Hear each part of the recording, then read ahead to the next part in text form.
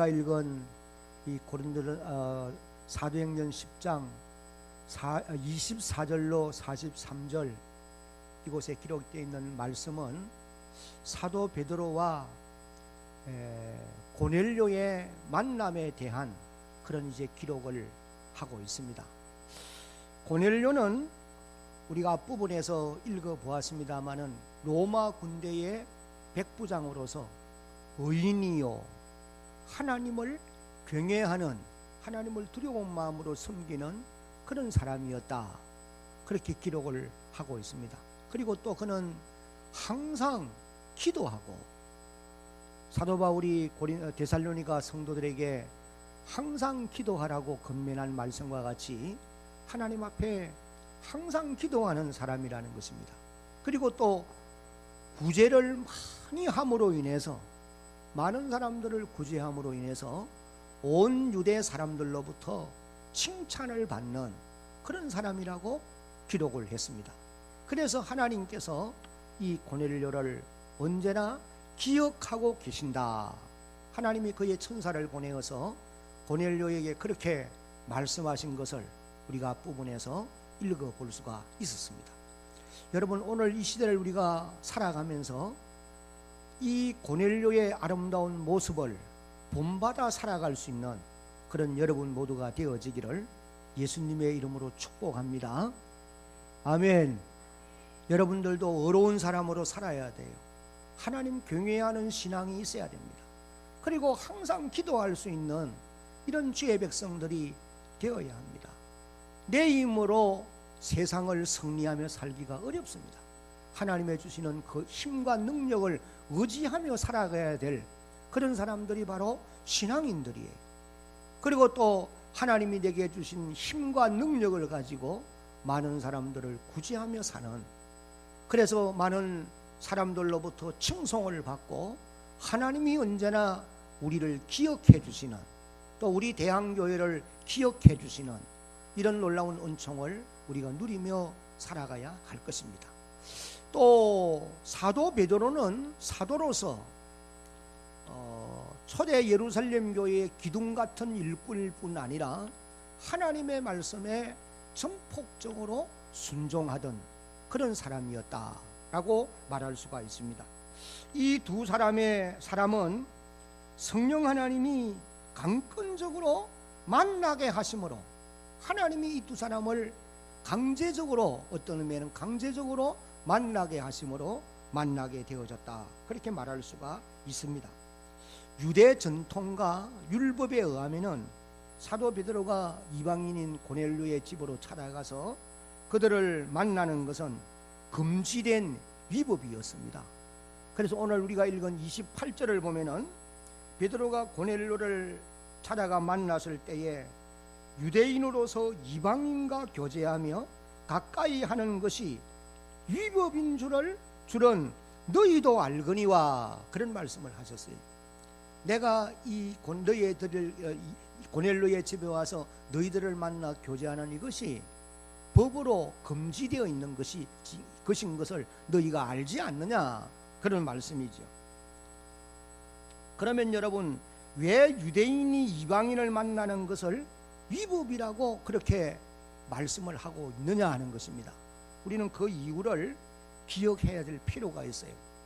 여러분이 신명기 7장 2절로 3절을 읽어보면은 하나님이 모세를 통해서 이스라엘 백성들에게 가나안 7 족속과 통혼을 금지한 법을 여러분이 읽을 수가 있습니다. 요단강 건너 가나안 땅에 들어가면은 그 땅에 살고 있는 그 7 족속들과는 통혼하지 말아야 된다. 너희들의 딸을 그들에게 시집 보내서도 안 되고, 또 그 가나안 족속의 딸들을 너희의 가정에 며느리로 받아들여서도 안 된다는 것입니다. 철저하게 이것을 금지했어요. 왜 하나님이 모세를 통해서 그렇게 금지하셨느냐 하면은, 그것은 가나안 땅의 잘못된 문화를 그 사람들이 가지고 들어와서 하나님의 백성들을 세속화시킬 위험이 있었기 때문에 성별되게 살도록 하기 위해서 하나님이 그런 율법을 제정해 주신 것입니다.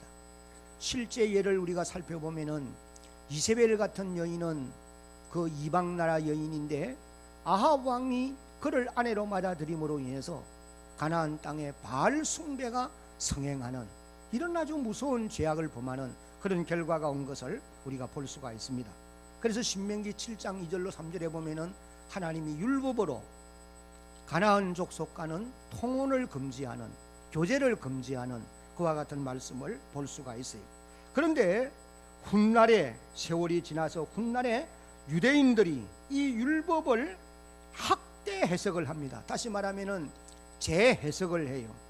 그래서 가나안 원주민뿐 아니라 다른 이방인들에게도 적용을 시키게 되었다는 것입니다.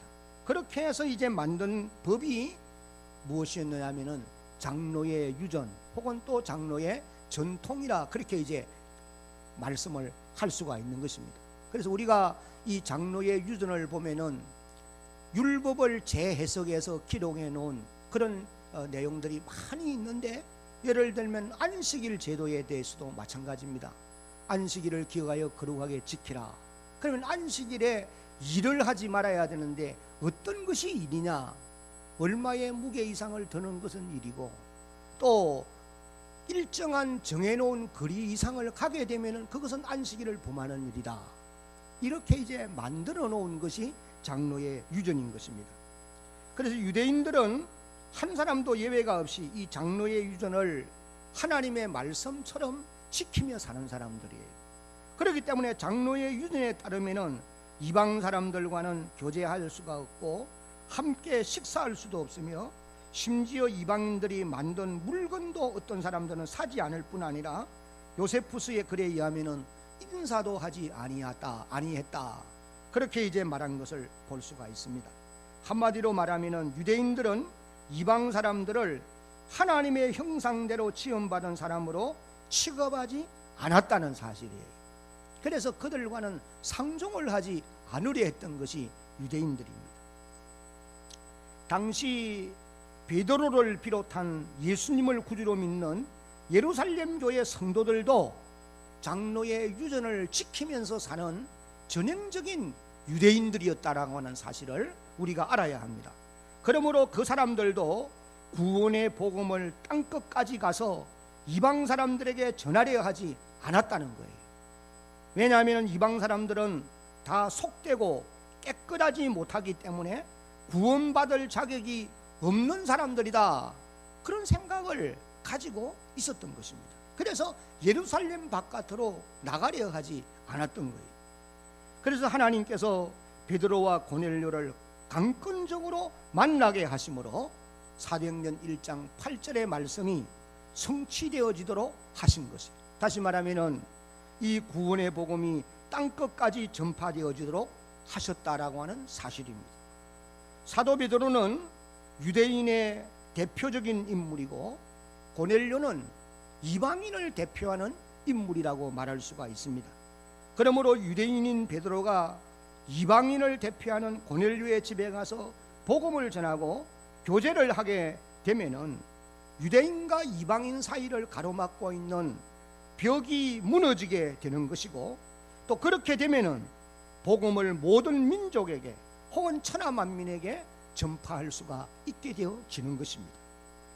마가복음 16장 15절로 16절을 보면은 벌써 예수님은 지상명령으로 너희는 온 천하에 다니며 만민에게 복음을 전파하라.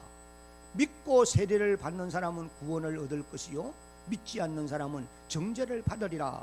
그렇게 이미 말씀을 해 두신 것입니다. 그래서 하나님은 이런 큰 목적을 위해서 베드로와 고넬료를 강권적으로 만나게 하신 것이다 라고 하는 사실을 우리가 기억을 할 필요가 있습니다. 먼저 여기 이제 24절을 한번 봅니다. 24절을 보면은 23절 마지막부터 제가 읽습니다. 이튿날 일어나 그들과 함께 갈새 욥바에서 온 어떤 형제들도 함께 가니라. 24절 다 같이 시작. 이튿날 가이사라에 들어가니 고넬료가 그의 친척과 가까운 친구들을 모아 기다리더니, 여러분 여기서 우리는 두 사람의 순종하는, 하나님의 말씀에 순종하는 이런 모습을 배울 수 있어야 합니다. 그 첫 번째가 사도 베드로의 순종이에요. 베드로는 어제 제6시 기도 시간에 환상을 보았습니다. 하늘로부터 내려오는 보자기 안에 각종 짐승들이 거기에 담겨져 있었는데 율법에 의하면은 먹을 수 없는 더러운 것들이었습니다. 그런데 하나님께서 내가 깨끗하게 하였으니 속되다 하지 말고 잡아 먹으라, 이것이 하나님이 하신 명령이었어요. 베드로는 이 환상을 보고 무슨 뜻인지를 알지 못해서 고민하고 있었습니다. 고넬료가 고민하고 있을 그때에 고넬료가 보낸 두 사람을 만나게 되었고, 그 두 사람은 이방인 고넬료가 당신을 초청해서 말씀 듣기를 원한다라고 전달을 했던 것입니다. 베드로는 이방인의 초청을 받고 갈등하지 않을 수가 없었어요. 그런데 이 갈등하고 있을 그때에 성령 하나님이 베드로에게 강권적으로 말씀하시기를, 오늘 조금 전에 우리가 읽은 19절로 어제 우리가 읽었던 19절로 20절 말씀을 보면은 베드로가 그 환상에 대하여 생각할 때에 성령께서 그에게 말씀하시되 두 사람이 너를 찾으니 일어나 내려가 의심하지 말고 함께 가라, 내가 그들을 보내었다. 성령 하나님이 베드로에게 그렇게 말씀을 하셨습니다. 그래서 베드로는 고넬료를 만나는 것이 장로의 유전대로 하면은 위법인 것을 알지만은 성령의 음성에 순종을 하지 않을 수가 없었던 것입니다. 다시 말하면은 사도행전 1장 말씀을 순종하기 위해서 그는 이방인의 집으로 가게 되었다는 거예요. 그 다음에 이제 두 번째는 고넬료의 순종을 우리가 볼 수가 있는데 24절을 보면은 고넬료는 그의 친척과 가까운 친구들을 불러 모아 기다리고 있었다, 그렇게 이제 기록한 말씀을 우리가 볼 수 있습니다. 사도행전 10장 7절 말씀을 읽어보면은 고넬료가 하나님 앞에 나가 기도할 때에 천사의 지시를 받습니다. 천사의 지시를 받고는 즉시로 종 두 사람을 불러서 욥바로 보내어서 베드로를 초청하게 되었고, 그리고 베드로가 올 것이라고 하는 온다고 하는 그런 통보를 받지 못했고 그 말을 듣지 못했지만은 이 고넬료는 일가 친척들과 가까운 친구들을 벌써 불러 모아놓고 기다리고 있는 그런 이제 모습을 여기 기록을 하고 있습니다. 고넬료의 이런 모습은 한마디로 말하면은 신앙인의 아름다운 순종의 모습이다, 그렇게 말할 수가 있다는 것입니다. 하나님의 말씀은 여러분 즉시 순종해야지, 내가 내일이나 모레나 순종하지, 그건 순종이 아니에요. 그것은 내 생각이지 하나님이 하라고 그러면은 즉시 순종할 수 있는 이런 사람들이 되어야 하는 것입니다. 사랑하는 성도 여러분, 오늘 우리들도 베드로와 고넬료처럼 하나님의 지시를 받게 될 때에 즉시 순종할 수 있는 이런 신앙인들이 되어질 수 있기를 예수님의 이름으로 축복합니다. 하나님이 내게 성령으로 여러분의 마음을 감동하든지 하나님의 말씀을 읽다가 하나님의 말씀에 깨달음을 받든지 그렇게 할 때는 즉시 순종할 수 있는 그런 우리가 되어야 된다는 것입니다. 이제 여기 25절과 26절을 한번 소리내서 같이 읽습니다. 시작. 마침 베드로가 들어올 때에 고넬료가 맞아 발 앞에 엎드려 절하니 베드로가 일으켜 이르되 일어서라, 나도 사람이라 하고. 여러분, 우리는 여기서 놀라운 것을 볼 수 있습니다. 특별히 두 사람의 겸손을 우리가 배워야 한다는 것입니다. 그 첫 번째는 고넬료의 겸손함을 배워야 할 것입니다. 베드로가 그의 집에 들어올 때에 이 고넬료는 베드로의 발 앞에 엎드려 절을 했다, 그렇게 기록하고 있어요. 여기 여러분 엎드려 절한다고 하는 말은 다른 말로 표현하면 경배한다, 예배를 드린다, 그런 의미의 말씀이에요. 고넬료는 지금 사도 베드로를 존귀한 사람으로 생각하고 영접하고 있는 그런 모습인 것입니다. 우리가 아는 대로 고넬료도 당시 백부장으로서 지위를 가지고 있는 사람이요, 결코 천한 사람은 아니, 아주 존귀한 사람이다 라고 말할 수가 있습니다. 그럼에도 불구하고 고넬료가 베드로가 들어올 때에 엎드려 절을 하게 되어진 이것은 사도 베드로를 하나님이 보내신 주의 사자로 인정을 하고 그를 존경하였기 때문에 그렇게 한 것이다 라고 볼 수가 있는 것입니다. 여러분, 이것이 하나님을 경외하는 신앙의 자세라고 하는 사실을 깨달을 수 있기를 바랍니다. 성도 여러분, 오늘 우리들도 신불신간을 막론하고 믿는 사람이거나 믿지 아니하는 사람이거나 신불신간을 막론하고 다른 사람들을 대할 때에, 여러분들이 다른 사람들을 만나게 되거나 또 만나서 교제를 가지게 되거나 다른 사람을 대할 때에 이런 마음의 자세로 대하게 되면은 모든 인간관계가 참으로 아름답게 진행되어 갈 수가 있을 것이다 라고 하는 사실을 깨달을 수 있기를 바랍니다. 다른 사람들을 항상 대하는 자세가 고넬료가 베드로를 대하듯이 이런 자세로 대하게 되면은 모든 인간관계는 아름답게 되어 있다는 거예요. 그 다음에 이제 두 번째, 베드로의 겸손함을 우리도 배워야 한다는 것입니다. 여기 26절 마지막 부분을 읽어보면은 한번 따라합시다. 나도 사람이라. 다 따라하시기 바랍니다. 나도 사람이라.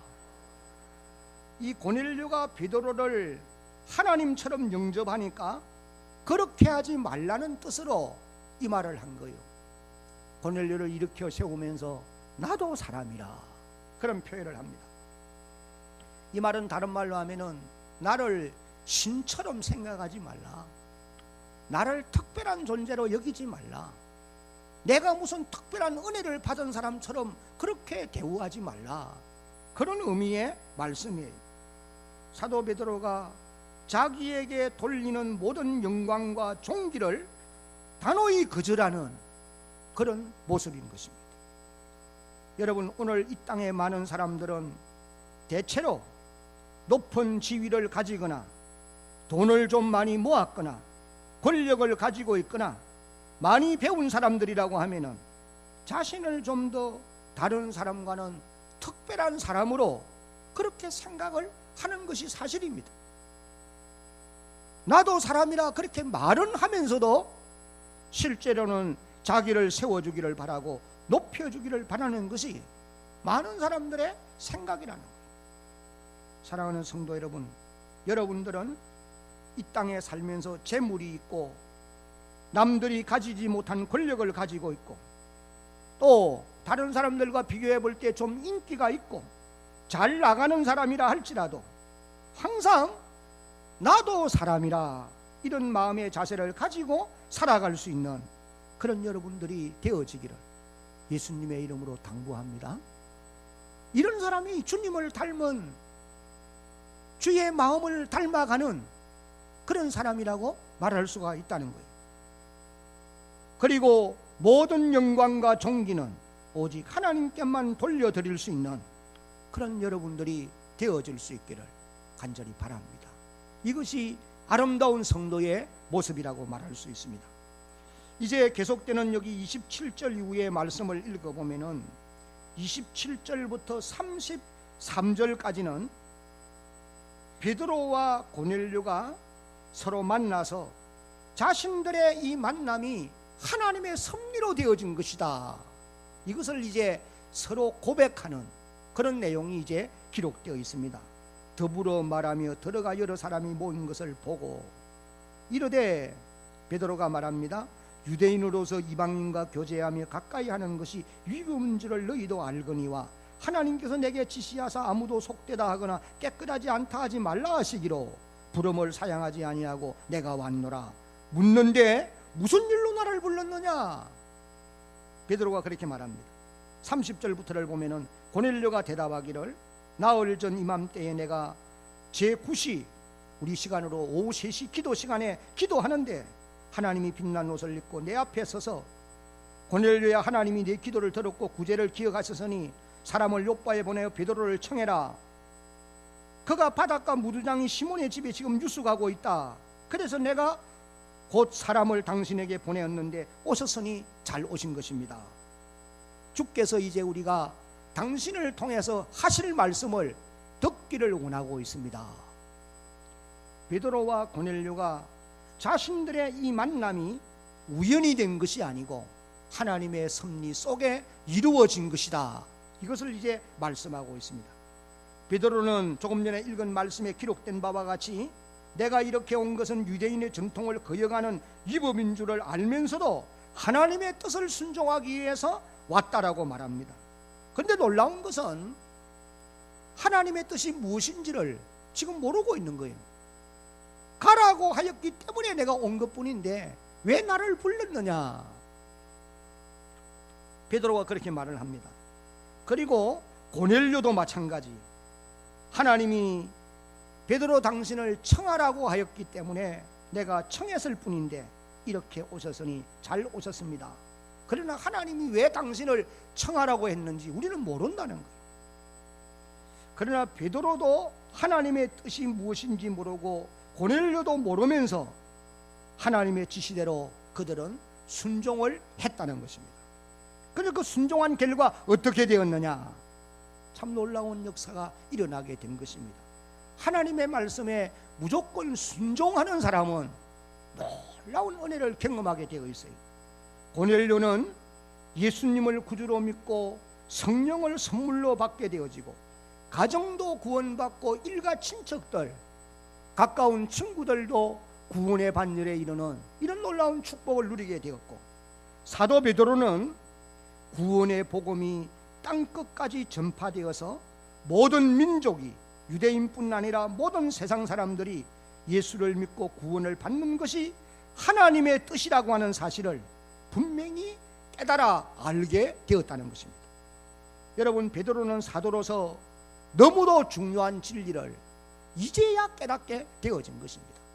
그가 성령의 세례도 받고 남다른 능력을 행할 수 있는 사람이기도 하였지만은 하나님의 이 큰 뜻을 그는 알지 못하고 있었던 거예요. 이 일로 인해서 사도 베드로도 이제 하나님의 큰 뜻이 무엇인가 이것을 이제 알게 되었다라고 말씀했습니다. 34절과 35절을 읽어보면은 그렇게 이제 기록하고 있는 것을 알 수 있어요. 이제 마지막으로 36절로 43절까지를 보면은 여기서는 사도 베드로가 고넬료의 집에 모여 있는 그 모든 사람들에게 이제 설교하는 내용이 이 본문에 여기 36절부터 43절까지에 기록되어 있는 말씀인 것입니다. 36절에 만유의 주 되신 예수 그리스도로 말미암아 화평의 복음을 전하사 이스라엘 자손들에게 보내신 말씀 곧 요한이 그 세례를 반포한 후에 갈릴리에서 시작하여 온 유대에 두루 전파된 그것을 너희도 알거니와 하나님이 나사렛 예수에게 성령과 능력을 기름 붓듯 하셨으며 그가 두루 다니시며 선한 일을 행하시고 마귀에게 눌린 모든 사람을 고치셨으니 이는 하나님이 함께 하셨습니다. 이제 베드로가 설교하는 설교의 내용이 여기에 기록되어 있습니다. 베드로의 설교의 내용을 요약해 보면은 베드로는 지금 여기에 모여 있는 사람들에게 예수 그리스도의 복음을 지금 전하고 있습니다. 예수님은 만유의 주가 되시는 분이시라. 만유의 주님이 되는 분이다. 예수님은 인간을 포함한 모든 피조물의 주인 되는 분이라는 거예요. 그리고 예수님은 평화의 복음을 주시는 분이라. 하나님과 인간 사이, 인간과 인간 사이에 무너진 벽을 헐고 세워져 있는 막혀 있는 벽을 헐고 화목하게 하는 화평의 복음을 주시는 분이라 라고 말씀을 합니다. 그리고 또 예수님은 성령과 능력으로 충만한 분이라고 소개를 하고 있습니다. 그리고 나아가서는 예수님은 하나님이 함께 계시기 때문에 두루 다니면서 선한 일을 행하시고 마귀에게 눌린 모든 사람들을 자유케 해주시는 그와 같은 분이라고 지금 말씀하고 있는 것입니다. 그러면서 이제 39절을 읽어보면은 예수님이 유대와 갈릴리, 예루살렘 이 여러 지역에서 행하신 이 모든 일들에 대해서 한번 따라합시다. 우리가 정인이라. 우리는 정인이라는 것입니다. 여기 39절에 사도 베드로가 예수님이 이런 분인데 이분이 땅에서 유대와 갈릴리 여러 지역을 다니면서 이런 일들을 행하셨는데 이 행하신 모든 일에 우리가 정인이라. 이 말은 예수님이 행하신 이 모든 사건에 대해서 우리가 전달해야 될, 눈으로 보고 귀로 들었기 때문에 다른 사람들에게 알려주어야 할 정인이라는 말씀인 것입니다. 여러분, 정인이 입을 닫고 가만히 있으면은 복음이 전해질 수가 없는 것입니다. 눈으로 보고 귀로 들은 정인이 나아가서 전달하지 아니하면은 보고 들었던 그 모든 사건이 끝이 나고 만단 말이에요. 고린도전서 1장 21절을 읽어보면은 하나님은 이 구원의 복음을 전도의 미련한 방법을 통해서 전파하시도록 하나님이 그렇게 법을 정하셨다라고 말씀을 하셨어요. 다른 방법으로 하나님이 하는 것이 아니고 정인들이 사람을 만나서 전도해서 사람들이 전도를 미련하게 보지만은 그 미련한 방법을 통해서 하나님은 복음을 전하기를 정하셨다는 거예요. 그러므로 정인인 베드로가 고넬료를 만나서 복음을 전하지 아니하면 고넬료가 복음을 들을 수가 없는 것입니다. 듣지 못하면은 믿을 수가 없는 거예요. 그래서 하나님은 정인인 이 베드로를 보내어서 복음을 전하게 하심으로 고넬료의 가정이 예수를 믿고 구원을 받고 성령 세례를 받게 되어진 것입니다. 그렇게 해서 이제는 고넬료의 가정이 또 이방인들에게 복음을 전해서 생명을 구원하도록 역사하여 주신 것입니다. 그러므로 오늘 우리 성도들도 이 시대의 정인으로서 복음을 전해야 구원받는 자들이 더하여지게 되어 있다는 거예요. 여러분들이 이 시대의 정인이라는 거예요. 그러니 여러분들이 잠잠해 있으면 안 된다는 거예요. 여러분들이 전해야 하나님의 방법대로 전도에 미련한 방법을 사용해서 전달해야 구원받는 사람들이 더하여지게 되어 있다. 이것을 우리에게 일깨워주고 있는 것입니다. 여기 이제 43절을 보면은 사도 베드로의 마지막 설교의 내용이 이렇습니다. 그를 믿는 사람들이 다 그의 이름을 힘입어, 따라합시다, 제사함을 받는다. 그의 이름을 힘입어서 제사함을 받는다 하였느니라. 그렇게 기록했습니다. 다시 말하면은 예수의 이름 외에는 구원받을 다른 이름이 없다는 말씀입니다. 예수의 이름으로만 제사함을 받고 구원을 받게 되어 있다. 여러분, 사도행전 4장 12절에 다 같이 한번 이 말씀 읽어봅니다. 시작. 다른 이로서는 구원을 받을 수 없나니 천하 사람 중에 구원을 받을 만한 다른 이름을 우리에게 주신 일이 없음이라 하였더라. 사도 베드로는 예수님을 일컬어서 하나님이 살아있는 자와 죽은 자의 재판장으로 정하신 분이다.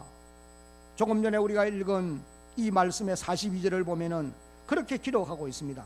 그러기 때문에 예수님만이 유일하신 구원자라라고 말씀하고 있는 것입니다. 예수님만이 유일한 구원자라는 것입니다. 이제 우리 한번 같이 읽겠습니다. 다 같이 시작. 예수님만이 구원자이십니다. 한 번 더 크게 읽습니다. 시작. 구원자이십니다. 여러분, 이 사실을 성령의 감동으로 확실히 믿는 저와 여러분들이 되어지기를 예수님의 이름으로 축복합니다.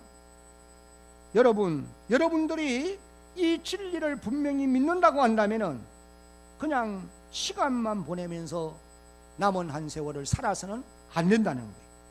왜냐하면은 여러분의 가정에는 아직도 믿지 아니하는 자녀들이 있고, 믿지 아니하는 아내와 남편이 있으며, 믿지 아니하는 부모 형제가 있고, 지금도 믿지 아니하는 일가 친척들뿐 아니라 가까운 사람들이 많이 있다는 거예요.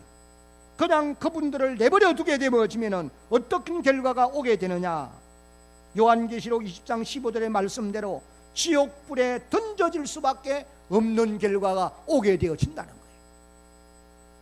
계시록 20장 15절도 우리 한번 소리내서 같이 한번 읽겠습니다. 누구든지 시작. 누구든지 생명책에 기록되지 못한 자는 불못에 던져지더라. 하나님은 여러분들을 먼저 예수 믿어 구원받게 하시고 여러분들을 이 시대에 증인으로 세우셨음을 깨달아야 합니다.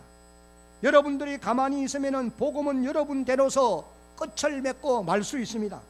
그러나 계속 여러분들이 복음을 전하게 되어지면 강물이 점점 불어나듯이 구원받는 사람들이 점점 더하여지는 이런 은총을 누리게 되어진다는 거예요. 이 시대의 정의는 보고 들은 것을 말해야 되는 거예요. 전도하는 것을 사람들은 미련하게 본다. 성경은 그렇게 기록했습니다. 사실 오늘 이 시대 사람들도 전도하는 것을 미련하게 생각합니다. 삶을 보여줘야 예수를 믿지, 내 잘못된 모습을 보면서 어떻게 예수 믿겠냐, 내가 말한다고 믿냐 그럽니다.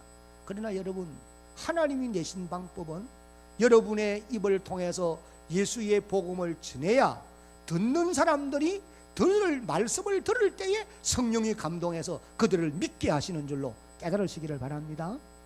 그래서 오늘도 이 시대에 여러분들은 정인으로 하나님 부르셨어요. 베드로가 정인이에요. 그럼에도 불구하고 그는 이방인들에게 복음을 전하려 하지 않았다는 거예요.